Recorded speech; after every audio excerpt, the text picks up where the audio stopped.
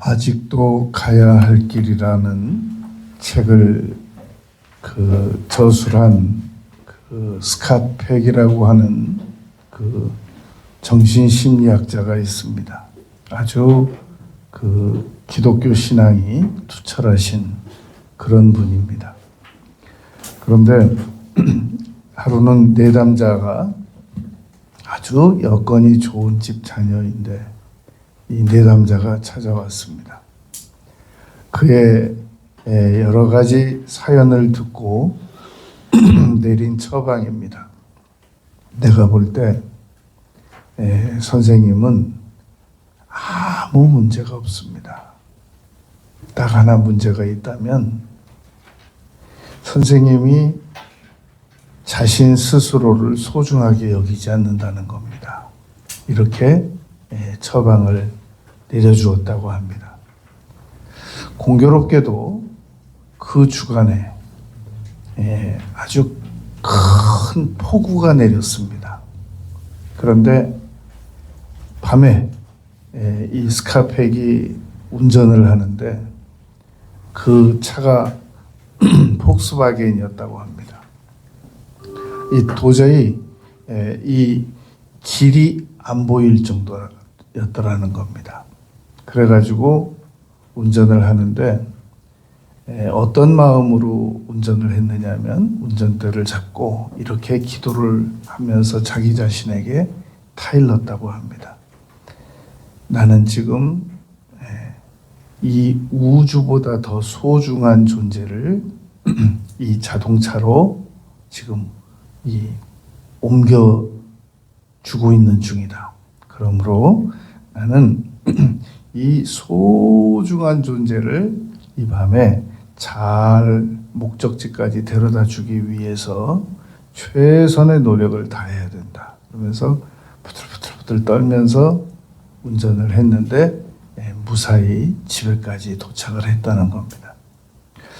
공교롭게도 그 다음 주간에 그 내담자를 다시 상담하면서 대화를 나누었습니다. 지난 주간에 어땠습니까?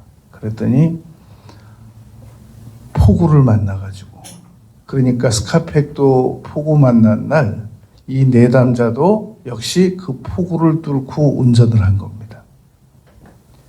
폭우 만난 날 정신을 차리고 운전을 했는데 결국은 길을 이탈해서 밤에 몸을 다쳐가지고 병원을 이렇게 다녀와야만 했다고 그렇게 얘기를 하는 겁니다. 스캇팩이 문제는 이제 해석입니다. 스캇팩이 그 상황을 어떻게 심리학자로서 정신병리학자로서 기독교인으로서 그 상황을 어떻게 해석했느냐 하는 겁니다. 같은 폭우가 내리고 밤이었고 같은 조건이었는데 자기는 결국 사고가 안 났고 자기 내담자는 같은 상황, 같은 어두움, 같은 폭우 속에서 결국은 이 길을 이탈시켜가지고 죽지는 않았지만 병원 신세까지 질 수밖에 없었던 이유가 무엇이었느냐라는 그 스캇팩의 해석이 그 저서에 기록이 되어 있습니다. 그는 진단하기를 자기는 자기를 소중히 여겼고 그 내담자는 자기만큼 자기 자신을 소중하게 여기지 않았다는 데서 그 길의 이탈과 집중력이 차이가 있지 않았겠느냐. 그렇게 해석을 했습니다. 물론 그 해석이 진리는 아닙니다. 한 사람의 신경정신과 의사로서 기독교인으로서 그렇게 그 상황에 대해서 동일한 상황에 대해서 내린 해석인데 상당히 설득력이 있었습니다. 어떤 측면에서 설득력이 있었느냐면 사람은 자기 자신을 소중히 여기는 만큼 소중히 다루고 조심도 그만큼 더 많이 하고 노력도 더 많이 한다라는 차원에서 상당히 설득력이 있었다는 겁니다. 오늘 우리는 무엇을 믿어야 할 것인가에 대하여 세 가지를 생각할 겁니다. 첫 번째는 나 자신은 온 천하를 주고도 바꿀 수 없을 만큼 소중한 존재라는 것을 믿어야 됩니다. 이것을 지식으로 다루려고 하는데, 지식은 순간순간 너무 많은 지식들이 파도처럼 몰려오기 때문에 앞 지식은 잊어버리고 또 새롭게 밀려오는 지식만 우리가 간신히 기억하고 있다가 또 조금 있다 잊어버리고 그러하단 말입니다. 그러나 이 내가 온 우주보다 더 중요하다라는 그런 사실은 절대 순간도 죽는 날까지 잊어버려서는 안 되는 그런 믿음의 지식입니다. 바로 우리가 이 지식을 잊어버리기 때문에 지금 현재 살아가는 것을 우리가 만족하지 못하게 살아가고 있다는 겁니다.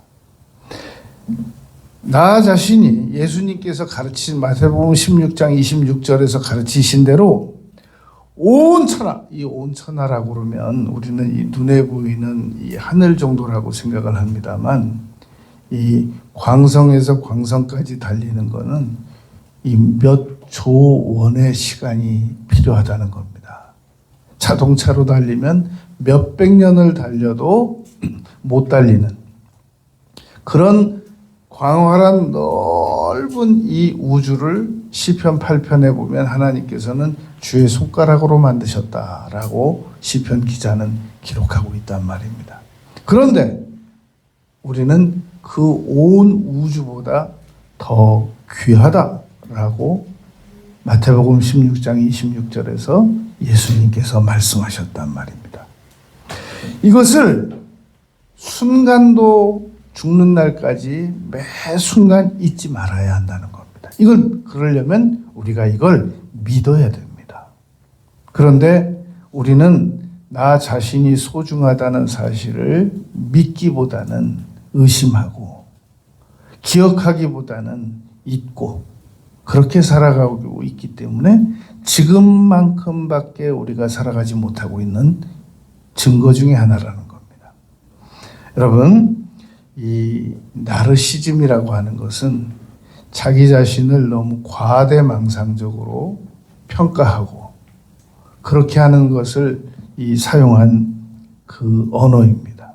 그런데 나르시즘은 올바르지 않은 것이지만 내가 나 자신에 대하여 성경에서 허락하는 만큼의 자부심은 우리가 반드시 가지고 살아가야 된단 말입니다. 우리는 겸손을 허리를 굽실굽실하는 걸 겸손으로 잘못 생각하기가 좋은데, 겸손은 자기 자신을 사실 그대로 바라볼 줄 아는 능력을 겸손이라고 한단 말입니다. 더도 바라봐서는 안 되고 이하로 바라봐서도 안 되고 사실 그대로 내가 어떤 존재인가를 정확하게 인지하는 것, 그것을 겸손이라고 한단 말입니다. 사람은 결코 이 세상의 모든 능력을 다 가지고 있지도 않고 완전한 존재도 아닙니다. 그러나 우리 인생은 시편 기자가 존귀하다라고 말했단 말입니다. 그런데 존귀한데 깨닫지 못하면 짐승과 같아진다 라고 말했단 말입니다. 여러분, 파스칼은 팡세에서 이렇게 말했습니다. 인간은 천사처럼 살아가고 싶어한다. 그러나 인간은 살아가는 건 짐승처럼 살아간다. 그렇게 말했단 말입니다. 우리가 왜 우리 자신에 대하여 존귀성, 중요하고 소중한 존재라는 것을 결코 잊지 말아야 하느냐면, 더두덜도 말고 성경에서 우리를 인정한 대로 고귀하게 품위 있게 살아가기 위해서 그러합니다. 여러분 지금 미국은 이 필라델피아 형제의 나라에서 이 얼마나 지금 어려움을 겪고 있느냐면은 켄싱턴이라고 하는 지역에서 마약의 거리가 있습니다. 그리고 샌프란시스코 역시 참으로 아름다운 도시지 않습니까? 그런데 텐데로인이라는 마약의 도로가 있단 말입니다. 거기 노숙자들 이 마약에 취해가지고 몸을 뒤로 반을 꺾고 앞으로 거의 U자를 만들어가지고 머리를 늘어뜨리고 있고, 그리고 시애틀의 이 리틀 사이공이라고 하는 이 거리, 이 3대 도시가 지금 마약의 거리로 이 전 세계에 이름이 알려지고 있는 중입니다. 이 마약을 정부에서 완전히 원천 차단을 해버리면 어떤 일이 발생되느냐 하는 문제가 이 학자들에 의하여 이 논란 중입니다. 그러면 마약을 아주 사용을 못하게 원천적으로 막아버리면 되지 않느냐. 그런데 이 마약을 하는 사람들은 새로운 쾌락을 위해서 마약을 우리는 한다고 생각을 하지만, 마약의 약효가 떨어지게 되면 그 금단 현상에 의하여 뼈가 부서지는 듯한 그 고통을 참기 위해서 다시 마약을 재투여하고 재투여한다는 겁니다. 그러니까 그런 금단 현상을 이 법으로는 금해야 되지만 현실적으로 금하다 보면 엄청난 이게 파급 효과가 나타날 것이기 때문에 아주 이 세상의 마약을 다 없앨 수 없는, 의약품으로만 쓸 수 없는 그런 이유 중에 하나라는 겁니다. 문제는 이게 어떻게 해결될 수 있겠느냐는 겁니다. 인간이 어떤 마약 환자라도, 제가 94년도에 러시아를 갔습니다. 모스크바, 하바롭스키, 알마타, 가라간다 4지역을 다녔는데, 모스크바에 가서 놀란 것은 새벽에 청년들이 새벽 이슬같이 나오는 거예요. 그러면서 그 러시아의 그 복음성가 진짜 구슬프고 은혜스럽습니다. 그 새벽에 막 손들고 기도를 드리는데 몇백 명이 나와서 제가 물어봤죠. 저 청년들이 뭐 하던 청년들인데 이렇게 지금 나와서 새벽에 기도 드리느냐 그랬습니다. 마약하던 친구들이라는 거예요. 여러분, 이 마약의 고통을 또 다른 마약 투여로 해서 그 뼈가 부서지는 고통을 그 순간순간 극복해내다 보면 40을 못 넘기고 죽는데요. 결과적으로. 그런데 성령의 충만함을 받으니까 마약 없이도 충분히 행복하게 그게 극복이 되는 겁니다. 결국 인간이 변화되는 길은 자기 자신이 얼마나 소중한 존재냐라는 사실을 깨닫게 되면 어떤 어려움에서도 빠져나올 수 있단 말입니다. 그런데 인간이 자기가 얼마나 소중한 존재인지를 모르면 어떤 좋은 조건에 있어도 다시 마약 같은 쪽으로 내려가게 된단 말입니다. 사람은 왜 고통을 받으면서 살아가느냐? 하나님이 계시는데 왜 세상은 이렇게 악이 존재하느냐라고 전 세계 그리스도인들과 전 세계 비신자들은 묻고 싶어 합니다. 그런데 하나님께서는 그 점에 대해서 특별한 답을 안 주신단 말입니다. 그런데 성경에 있습니다. 무슨 답이냐면 하나님께서는 인간에게 자유의지라는 걸 주셨습니다. 만약에 자유의지를 그러면 안 주셨으면 되지 않느냐? 그러면 인간은 기계와 같고 로봇과 같단 말입니다. 그러니까 인간이 자유의지를 선택을 해서 하나님을 결국은 배반하고 하나님을 힘들게 하고 아프게 한다고 할지라도 여러분, 우리 자녀가 로봇이었으면 좋겠습니까? 그럼 뭐하러 우리가 10달 배 아파서 출산하겠습니까? 그냥 예쁜 인형에다가 로봇 AI 넣어가지고 집에 데리고 들어가서 자녀라고 이름 붙여주고 같이 살면 되죠. 누구도 그런 자녀를 원치 않지 않습니까? 자녀를 낳아가지고 아담이 하와와 자녀를 낳았는데 아벨과 같은 자녀만 태어났으면 좋겠는데 가인이라고 하는 살인자가 태어났단 말입니다. 그러면 우리 전 세계 모든 사람들도 지금도 동일하게 출산해서 자녀를 낳으면 그 자녀가 아벨이 될지 가인이 될지 그건 모르는 겁니다. 그런데도 불구하고 집에 로봇을 자녀로 들이는 사람은 없습니다. 결국 인간의 자유의지를 존중해서 그 자유의지를 가지고 아빠, 엄마를 만나고 사랑하고 관계성을 누리고, 그리고 서로 만일의 경우 그것이 싫어서, 그것을 원치 않아서 자녀가 밖으로 나가는 한이 있더라도 그 아픔을 그대로 감내하면서라도 자녀를 낳는단 말입니다. 자녀 8명인 부모가, 엄마가 한 자녀가 살인을 저질러서 사형을 당했단 말입니다. 7 자녀는 다 잘 됐어요. 그 엄마가 그렇게 유언을 남겼습니다. 사형수 아들 무덤 옆에다 자기를 묻어달라고. 얼마든지 이 인간은 자유의지만 없애버리면, 로봇처럼 기계처럼만 만들어버리면 아무 범죄 없는 세상을 살아갈 수 있습니다. 그런데 하나님께서도 그러실 수 있으시거든요.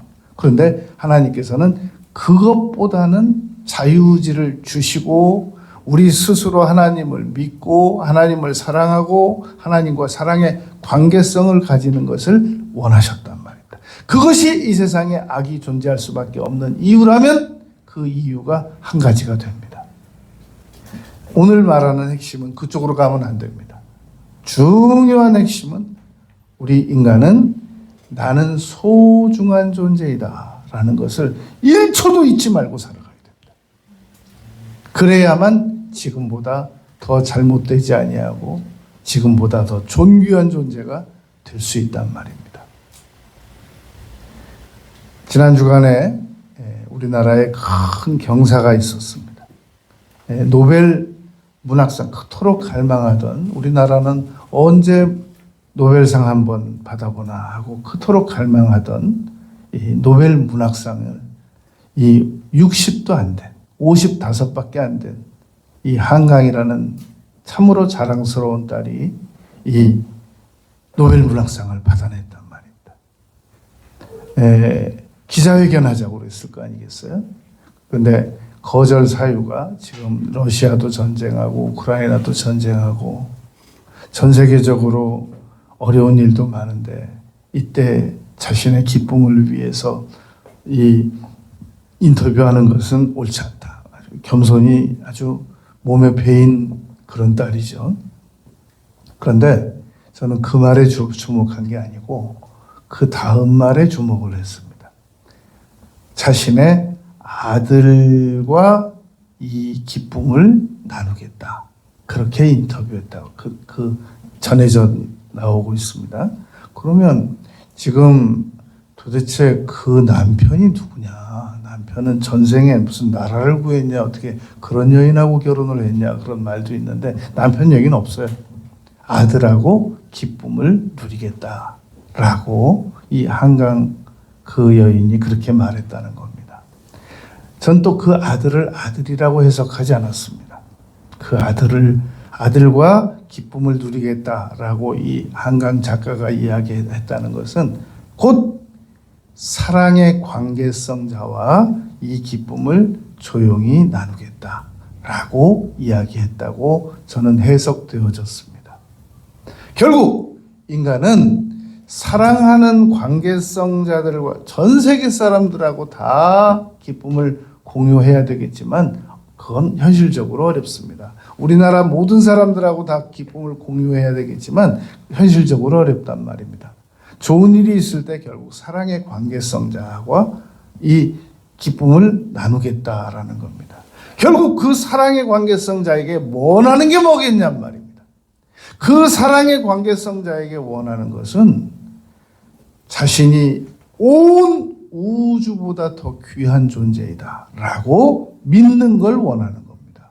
그 한강 그 여류 작가가 그 딸이 자기 아들에게 하늘 가서 별을 따오라고 그러고 싶겠습니까? 너도 나처럼 노벨상을 반드시 받아야 된다라고 말하고 싶겠습니까?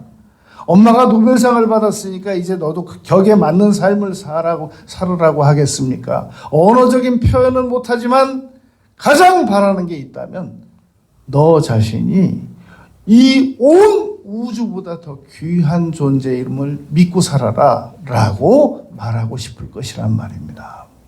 하나님께서 성경에서 예수님을 통해서 우리에게 그걸 말씀해 주신 겁니다. 여러분, 우리는 자고 나니까 유명해진 세상의 많은 사람들을 부러워할 시간에 나 자신이 온 천하보다 더 귀한 존재라는 사실을 믿고 살아가야 됩니다. 의심하지 말아야 됩니다. 우리는 충분히 그럴 만한 가치가 있습니다. 누가 나를 위해서 십자가에 올라가서 6시간 동안 피 흘리고 고통당하면서 대신 나의 죄를 용서해 주겠습니까? 예수님 아니면 없으시거든요. 그런 예수님께서 나를 사랑해 주시고 나를 만나 주시고 나를 구원해 주셨는데 내가 뭐가 부족해서 다른 사람 부러워하냔 말이죠. 요한복음 21장에서 베드로가 그랬단 말이죠. 이 요한은 어떻게 되겠냐고. 내가 다시 와서 내가 이 세상 끝날까지 있다가 그리고 또 다시 와서 그 사람 지금까지 살려둘지라도 그게 너하고 무슨 상관이야. 예수님께서 베드로를 이 주는 그리스도시 살아계신 하나님의 아들입니다라고 고백했을 때 바요나 시몬아 내가 복이 있도다라고 금방 칭찬하셨다가 십자가 뒤로 가신다고 하니까 안 된다고 그러니까 사탄아 내 뒤로 물러가라라고 꾸짖으신 적도 있으시지만 요한복음 21장에서는 아주 이 베드로에게 직설적으로 말씀하셨단 말입니다. 아니 사도 요한을 내가 다시 올 때까지 그를 살려둘지라도 그게 너하고 무슨 상관이야. 너는 너의 인생을 살아라 그 말인 겁니다. 여러분 우리는 다른 사람들 쓸데없이 부러워하고 전생에 나라를 구했나 보다 그런 거 얘기하고 논하고 웃을 시간에 나 자신이 온 천하보다 더 귀한 온 우주보다 더 귀한 존재이다 라는 사실을 1초도 의심하지 말고 믿어야 됩니다. 그러면 그 안에서 많은 좋은 것들을 우리가 얻어낼 수 있단 말입니다. 두 번째 우리가 믿어야 할 것은 하나님께서는 희망을 가지고 살아가기를 원하신다는 것을 우리가 믿어야 됩니다. 여러분 민수기 14장 28절에 정탐꾼 12 중에서 그 2명 빼고 10명이 온갖 부정적인 얘기를 다 했잖아요. 저들 보기에도 그랬을 거다 추측까지 해가면서 그 사람들이 아예 생각도 안 한 내용을 추측까지 해가면서 우리는 그들이 보기에도 메뚜기 같았을 것이다. 하나님께서 웬만하면 설득해서 살려두시는데 아예 그냥 그 자리에서 죽였다니까요. 10명을.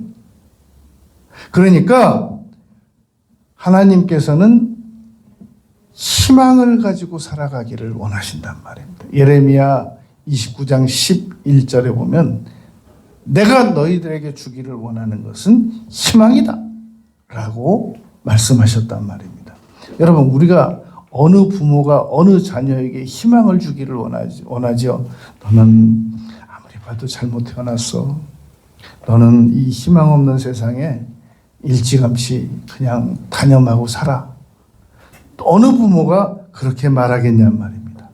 이 세상은 아무리 노력을 해도 인간은 기적을 만들어낼 수 없습니다.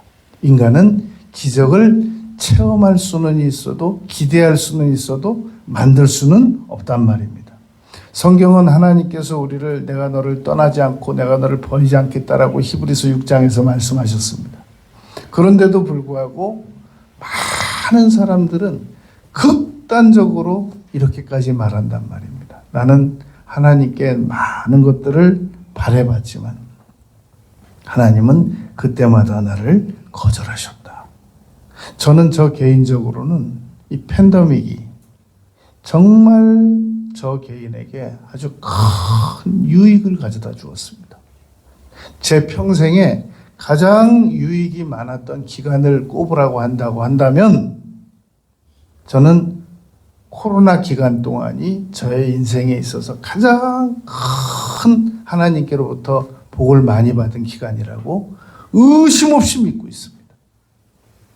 이건 제 평생, 남은 평생에도 제가 간증할 수 있는 내용이란 말입니다. 그런데 너무나도 많은 사람들은 이 코로나 기간 동안을 아주 원망하고 불평하고 아주 그 기간 동안에 우리는 망했다 그러고 그렇게 표현하는 사람들이 아주 굉장히 많이 있다고 들었습니다. 저는 그렇지 않습니다. 여러분, C.S. 루이스라고 하는 분은 영국의 아주 유명한 석학이고 신학자도 아닌데 신학자보다 더 훌륭한 책을 많이 내가지고 오히려 신학자들이 그분의 책을 인용하고 지금까지도 애독하고 있는 그런 분이 유명한 C.S. 루이스입니다. 그 C.S. 루이스가 이렇게 말합니다.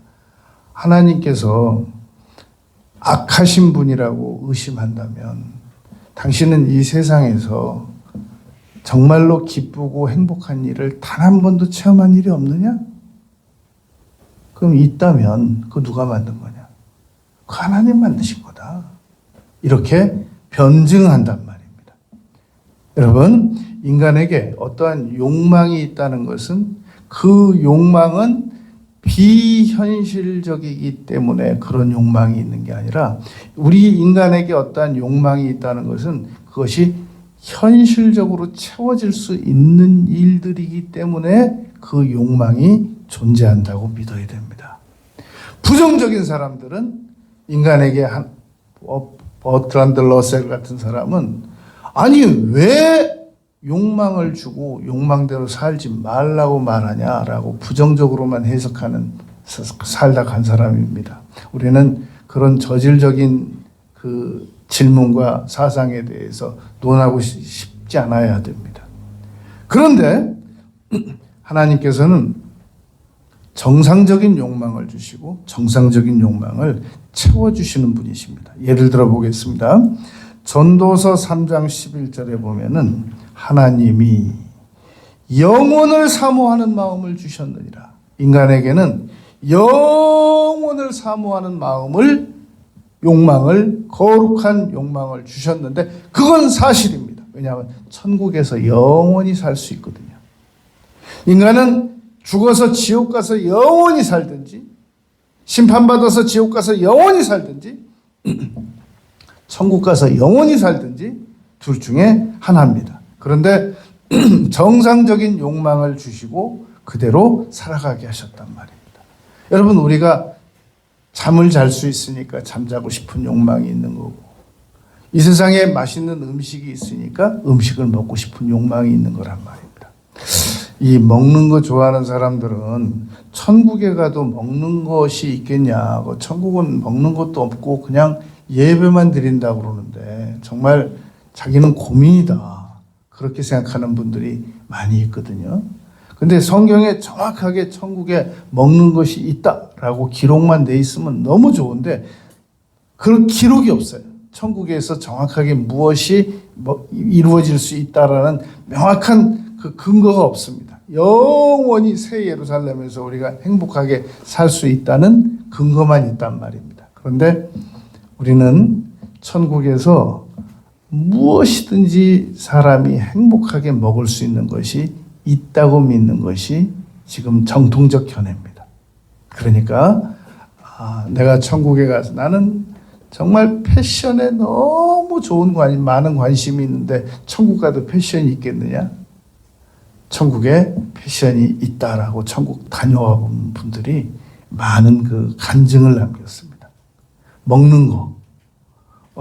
이 인간이 정말 나는 먹는 게 너무너무 사람은 먹기 위해서 살거나 패션 쪽으로 살거나 무슨 자동차 광들 인테리어 전문가들 많이 있잖아요.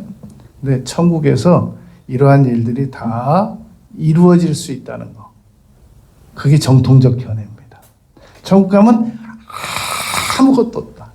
오로지 그냥 아침부터 저녁까지 예배만 드리고 산다. 이거는 비현실적 견해로 비정통적 견해입니다.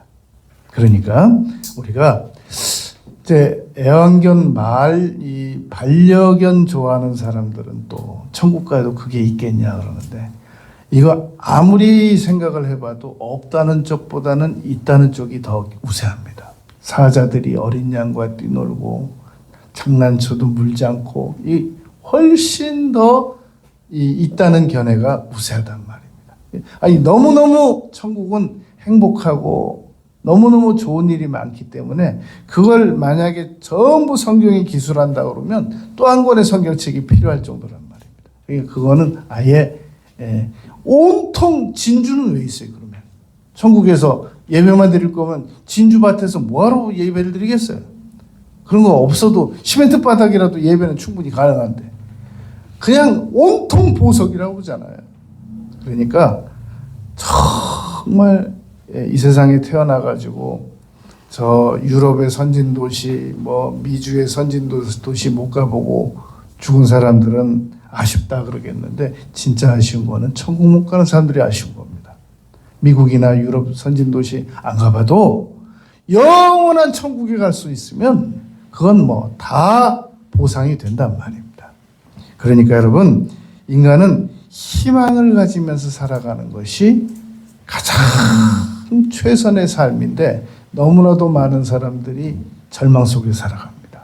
그리고 내일에 대한 희망을 안 가집니다. 과연 그것이 올바른 태도인지 우리가 여러분 열왕기하 7장을 여러분들께서 언제든지 성경을 읽고 싶으면 열왕기하 6장 7장을 꼭 읽어봤으면 좋겠습니다. 요약해보면 이렇습니다. 하루는 이스라엘에 아람 나라가 쳐들어왔어요. 그 아람 나라의 왕은 베나닷이라고 그러는데 이 베나닷이라고 하는 이름이나 바로라고 하는 이름이나 이건 대대 같은 이름이니까 역사적으로 계속 연대가 바뀌지 않는 동일 인물은 아닙니다. 아람 나라의 베나닷이 이스라엘을 완전히 쳐들어와 가지고 이제 성을 안에서 문을 걸어 잠그고 있으니까 항복하고 나올 때까지 성을 둘러 진치고 있었단 말입니다. 이제 성 안에 점점 먹을 게 떨어져 가니까 머리 하나가 높은 이 가격에 거래가 되고 이건 말로 형언할 수가 없을 정도로 이제 고통스러운 상황이 되는 겁니다. 급기야 어떤 상황까지 왔냐면 그 이스라엘 그 성 안에서 엘리사를 죽이자. 이 하나님께서 이렇게 우리를 고통스럽게 할 수 있으시냐? 그래서 하나님의 선지자를 죽이겠다라고 하는 지경까지 갔단 말입니다. 그래서 이스라엘 왕이 장관 한 명을 불러가지고 자기가 신뢰하는 장관 한 명을 불러가지고 엘리사한테 가서 그걸 통보하라고 그랬습니다. 갔습니다. 그랬더니 엘리사가 이렇게 말했습니다. 열왕기하 7장 1절부터 이렇게 보면 이렇게 말합니다. 왕에게 가서 전해라. 이제 내일 다시 이 모든 성 안에 정상 거래가 이루어질 것이다. 그리고 먹을 것이 풍부해질 것이고 현재 이 고난이 다 끝날 것이다. 이렇게 말합니다. 그랬더니 이 왕의 신하가 뭐라고 말하냐면 장관이 뭐라고 말하냐면 말대답을 합니다. 여호와께서 하늘에 창을 내신들 그런 일이 있겠느냐. 그러니까 엘리사가 즉시 말합니다. 네가 그걸 네 눈으로 볼 거다. 그러나 너는 먹지는 못할 거다. 이러면서 열왕기하 7장 4절 이하가 시작이 됩니다. 갑자기 장면이 네 문둥병자로 바뀐단 말입니다. 네 문둥병자는 손톱 발톱도 없는 분이고 눈도 제대로 없는 분이고 머리칼도 제대로 없는 분들이고 무엇보다도 성 안에 들어와 살 수가 없이 성 밖에 쫓겨난 그런 분들입니다. 그리고 그 성은 지금 아람 나라가 다 두르고 있습니다. 어디 하나 빠져나갈 틈이 없어요. 문둥병자들은 그 밖에서 사는 사람들이란 말입니다. 굶어 죽게 생겼어요. 원래 문둥병자들을 가족으로 둔 사람들은 먼 거리에서 이렇게 음식을 던져주고 가고 그러는데 지금 성 안에 갇혀 있으니까 이제 이 나환자 4명이 굶어 죽게 생긴 거예요. 4명이 특단의 조치를 내립니다. 이대로는 못 살겠다. 우리가 차라리 아람 군대에게 가서 항복을 해서 죽이면 그냥 죽고 이렇게 배고프면서 고통 속에 사느니 차라리 죽이면 죽고 그리고 그들이 만약에 먹을 걸 주면 얻어먹자. 4명이 합의가 됐어요. 4명이 걸어서 아람 군대 쪽으로 가고 있는데 어저께 엘리사에게 장관이 들은 말대로 상황이 이루어지는 겁니다. 갑자기 4명이 걸어가는 발걸음 소리를 하나님께서 광폭을 시켜가지고 아람 군대가 듣는데 막 천둥 소리처럼 들리는 거예요. 그래서 결국 이 아람 군대가 해석을 내립니다. 아, 이스라엘 군이 도저히 견딜 수가 없으니까 저 애굽이나 우리나라보다 아람 군대보다 더 강한 용병을 구했나 보다. 그러면 우리는 도망가는 수밖에 없다. 그래가지고 그 아람 군대가 그 이스라엘 저 성 항복하고 나오기 기다리고 밖에서 막 뭐 무슨 찌개 무슨 뭐 부대찌개 삼겹살찌개 뭐 오만찌개를 다 넣고 밥을 먹으려고 하다가 밥 먹을 때쯤 다 도망가는 거예요. 나환자 4명이 와서 보니까 아무도 없는 거예요. 막 찌개 막 그거 막 먹다가 4명이 정신 차렸어요. 이거 이렇게 아름다운 소식이라고 적혀 있어요. 아름다운 소식을 우리만 알고 이걸 안 알려주면 우리가 죄받지. 그러니까 가서 성에 가서 문지기한테 얘기하자. 그래서 성에 가서 문지기들에게 얘기합니다. 문지기들이 듣고 왕에게 즉각 보고하니까 왕이 신하들에게 얘기합니다. 이렇단다. 아닙니다. 이건 저들이 우리를 유인하려고 하는 겁니다. 그래서 우리가 문 열고 나가면 우리를 다 포로로 잡으려고 우리가 하도 오래 버티니까 우리가 나가면 다 포로로 잡을 겁니다. 그랬더니 이 장관이 그렇게 말합니다. 그럼 대표로 한 일부만 몇 명만 군사들을 내보내가지고 상황을 보자 그럽니다. 그래가지고 나가서 보니까 나병 환자 4명 말대로 진짜 아람 군대가 다 도망간 거예요. 그걸 백성들에게 알렸더니 백성들이 성에서 뛰어나오다가 밟혀 죽은 사람이 있으니 어제 그 장관이에요. 네 눈으로는 보리라. 그러나 너는 먹진 못하리라. 그 장관이 밟혀 죽었단 말이다. 그게 열왕기하 7장 끝에 나오는 내용입니다. 여러분, 우리가 해석할 일이 있습니다. 하나님께서는 정상적인 사람들이 희망을 못 가지고 안 가지니까 인생을 포기한 사람들, 나환자 4명에게 희망을 갖게 하셨단 말입니다. 그리고 그 인생을 포기한 사람들이 희망을 가지니까 그 희망이 이루어지게 하셨단 말입니다. 예레미야 29장 11절 말씀처럼 내가 너희에게 주려고 하는 것은 재앙이 아니오 희망이라 라는 말씀이라는 겁니다. 여러분, 우리가 지금 살아가면서 하나님께 대하여 강력한 희망을 가질 수 있고 믿으면서 살아가면 하나님께서 그걸 기뻐하십니다. 문제는 우리는 희망을 믿기보다는 내 현실, 나의 능력, 나의 한계, 주변의 여러 가지 경쟁적인 측면 이런 것들만 바라보다가 하나님을 희망의 하나님으로 못 보고 안 보고 살아가고 있는 중이란 말입니다. 그게 바로 우리의 실수고 잘못입니다. 여러분, 우리는 하나님께 대하여 강력한 희망을 가지고 하나님을 믿기로 결심해야 됩니다. 무엇을 믿을 것이냐? 나는 희망의 하나님을 믿는다. 나는 나 자신이 전적으로 소중한 존재임을 믿는다. 끝으로 세 번째, 우리가 무엇을 믿을 것인가? 나는 믿음으로 구원을 얻게 된다라는 사실을 믿어야 됩니다. 여러분, 다윗은 우리가 생각을 해봐도 도저히 하루에 7번 예배드리던 사람처럼 같은 행동을 못했습니다. 시편 51편에 보면 다윗은 시편에 그의 시 73편 중에 7편의 시, 이 회개의 시를 남겼습니다. 6편부터 2편부터 39편부터 특별히 51편에 보면 다윗은 이렇게 고백했단 말입니다. 하나님, 저를 피 흘린 죄에서 용서하소서.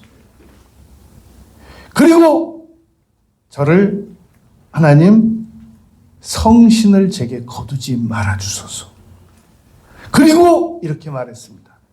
저를 다시 구원받게 해주소서라고 말하지 않고 시편 51편 12절에 구원의 즐거움을 회복시켜 주소서라고 말했단 말입니다.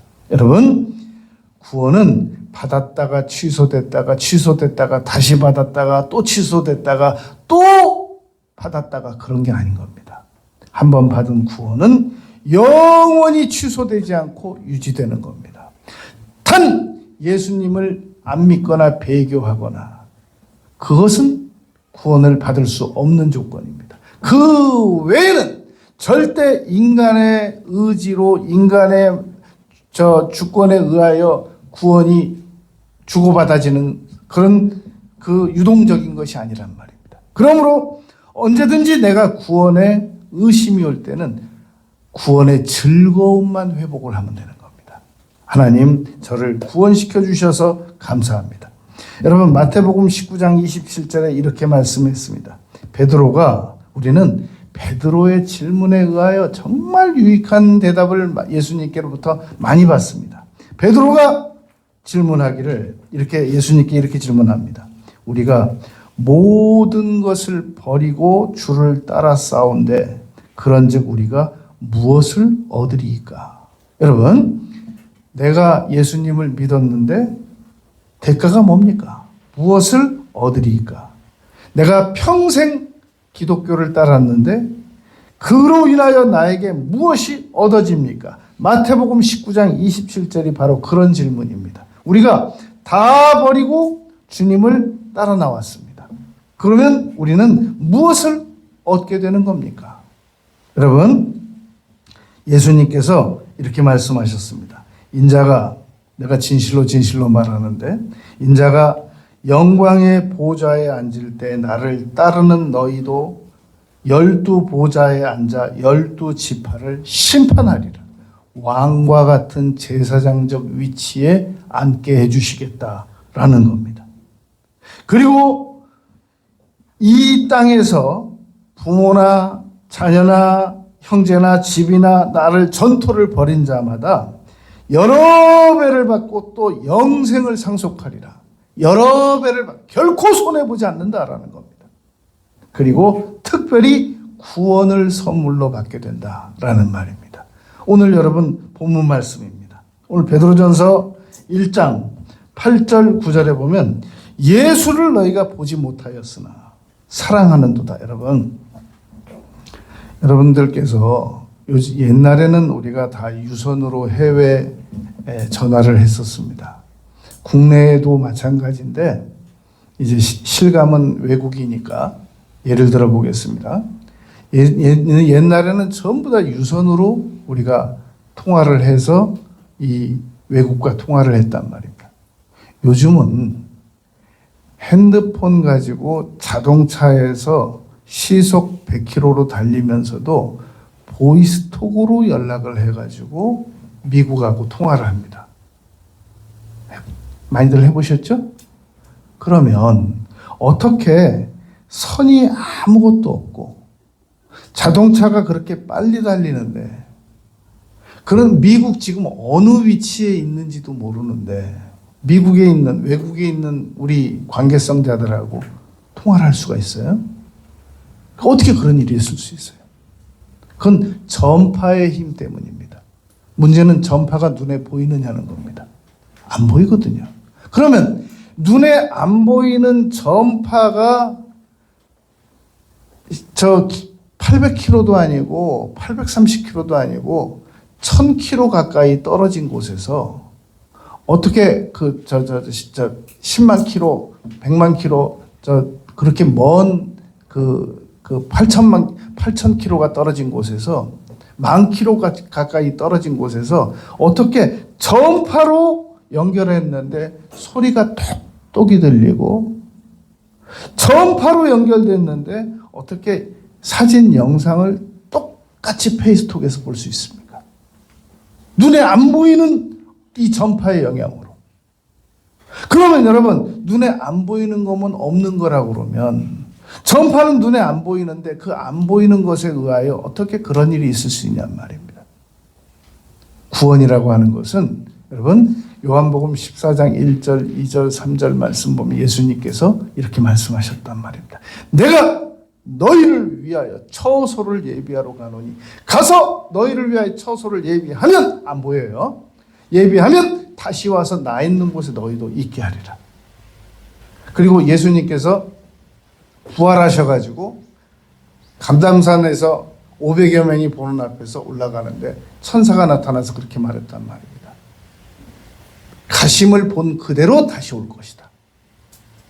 여러분 눈에 안 보이는 것이 존재하지 않는다고 믿는 사람처럼 어리석은 사람은 세상에 없단 말입니다. 그래서 베드로전서 1장 8절에서 예수를 너희가 보지 못하였으나 안 보여요. 보지 못하였으나 사랑하는도다. 이제도 보지 못하나 안 보여요. 그러나 믿고 말할 수 없는 영광스러운 즐거움으로 기뻐하노니 믿음의 결국 곧 영혼의 구원을 받음이니라 라고 말씀했단 말입니다. 여러분 우리는 세 가지를 믿어야 됩니다.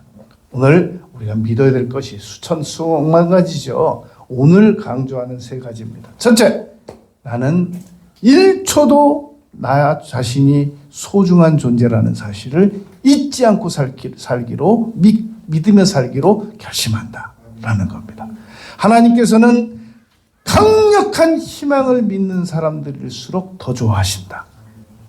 왜냐하면 하나님은 우리가 희망하는 것들을 주실 수 넉넉하게 베푸실 수 있으신 분이시기 때문에 그렇단 말입니다. 하나님께서는 우리를 구원시키시고 우리를 구원의 즐거움을 회복시키시고 특별히 고린도전서 1장 9절 교제케 하시는 하나님은 미쁘시다. 여러분 우리는 우리 자녀를 왜 낳습니까? 우리 자녀 낳아서 우리 자녀가 대학교 가고 취직하고 결혼해서 인류의 번성에 일조하기 위해서 낳습니까?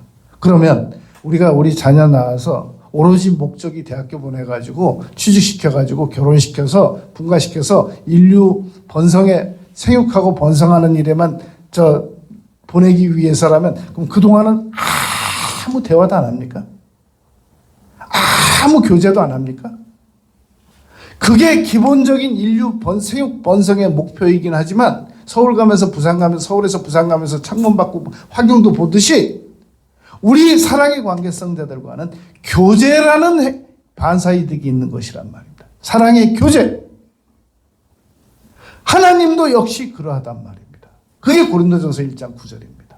그러니까 우리를 구원시켜 주시면서 우리와 사랑의 교제 관계성을 누리기를 원하시는 하나님이시란 말입니다. 그러니까 구원의 즐거움이라고 하면 구원받아서 인류 생육 번성에만 초점이 맞춰 있는 게 아니라 그 안에 사랑의 관계성, 사랑의 교제 이게 다 포함되어 있단 말입니다. 결국 우리는 세 가지를 분명히 믿고 살아가야 됩니다. 나는 반드시 소중한 존재다. 나는 이제 남은 생에 강력한 희망을 믿고 살아갈 것이다. 나는 내가 구원받아서 하나님을 만난다는 사실을 조금도 의심하지 않고 살아갈 것이다. 이 세 가지를 믿고 살아가는 우리 모두가 되시길 바라겠습니다. 아버지 하나님, 저희들을 이 세상에 태어나게 해주셔서 감사를 드립니다. 예수님 이름으로 기도드렸습니다. 아멘. 아멘.